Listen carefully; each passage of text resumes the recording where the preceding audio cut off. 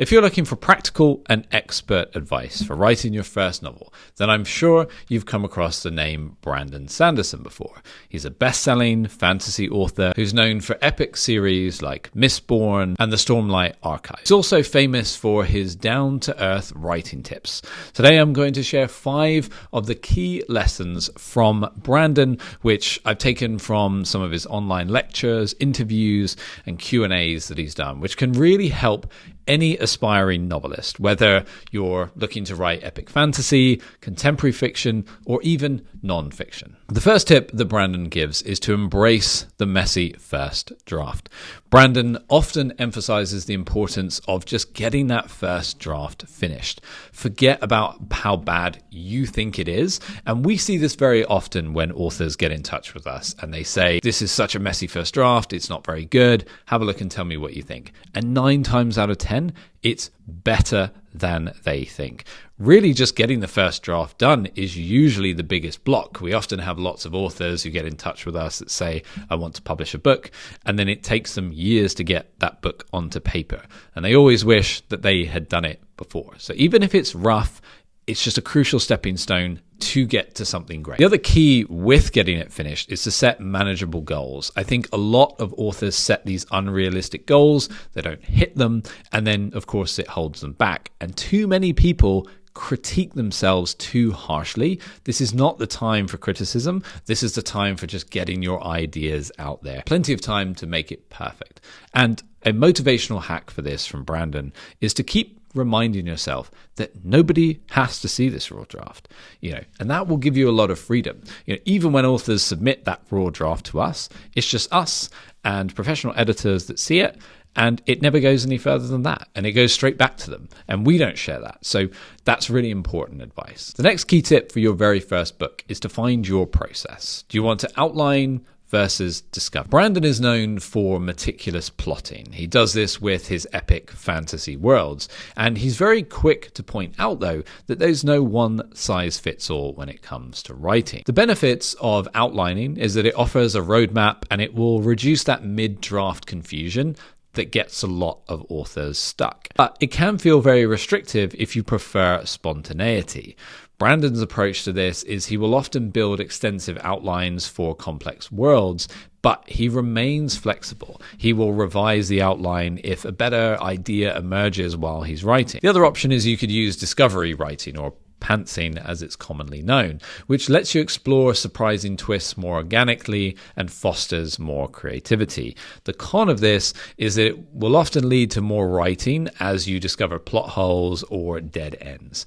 And according to Brandon and a lot of other successful writers, both methods, of course, are completely valid. It really just depends on you and what you find works best for your creativity. Ultimately, the takeaway here is to experiment. There are many other great writers who choose the pantser version, where they like the discovery option. So it really just depends what helps you get past the blank page. Tip number 3 is one that needs to be reinforced, and that's to develop a consistent writing habit. Brandon says that one of the biggest secrets to his success is that he is consistently writing. He has a routine that he follows. So even if you can't write full time, just have small, regular sessions that will add up to a finished novel. So why does consistency matter so much? Well, building a habit will help you maintain momentum, and it will also keep the story fresh in your mind. It will help you beat procrastination. So if you say, I'll write when I feel like it, well, you'll probably never feel like it. Again, as part of this, you need to set realistic goals for your writing. So if you have lots going on, don't set a goal of 1,000 words a day. Just set 100. And as long as it's attainable, you will get more done. Because once you hit that 100, you might have more time, and then you'll add to it, and you might write 1,000 words that day. But if your goal was 1,000 and you only wrote 100, well, then it's going to put you into this negative spiral. So I always say set expectations low. It's very easy to write more. And you need to make sure that you overcome distractions. It's harder than ever, but you have to turn off notifications, have a dedicated writing playlist, whatever you need to just get yourself in the zone. And then I always like to have a little treat waiting after I've done the writing that I set myself out to do. For example, even with recording these videos on days where I don't particularly feel like it, I make sure that there's a treat at the end of it. Today, it will be a second coffee of the day for recording a number of videos. Tip number 4 from Brandon while you write your first book is to focus on revision as revision. So Brandon frequently highlights that drafting is just one part of the process. The real magic, when you shape your novel, this happens in the revision, where you revision the entire work.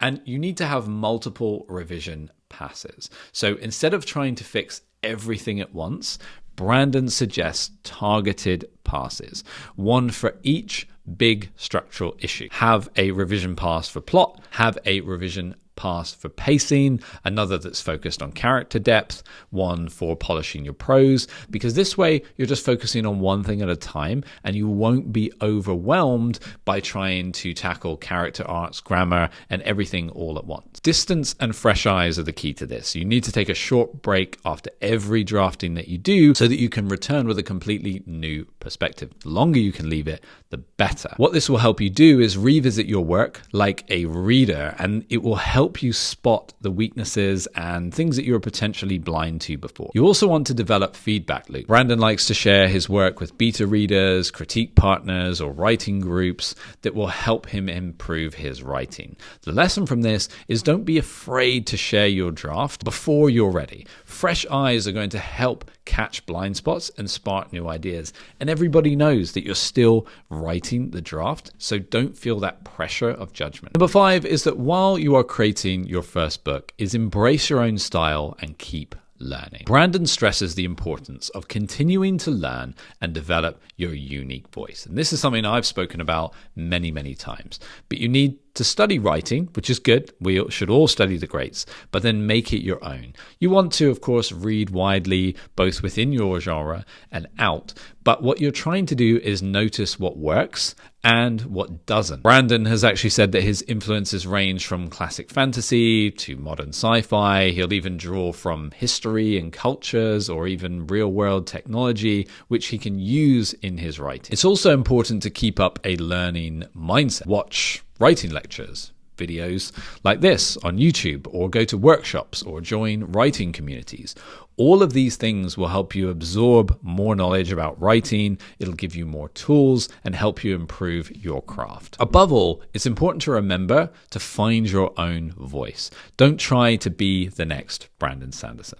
You're trying to be the very best version of yourself as a writer, and embrace what makes your style unique, your background, how you write dialogue, or the humor that you use, or the worldview that you have, and really pour it into your work. Let me know which of these tips you will be using as you write your first book. I'd love to hear in the comments below how you're getting on with the book that you are writing at the moment. As always, YouTube is now recommending more great videos from my channel right here, so go ahead and watch this one next.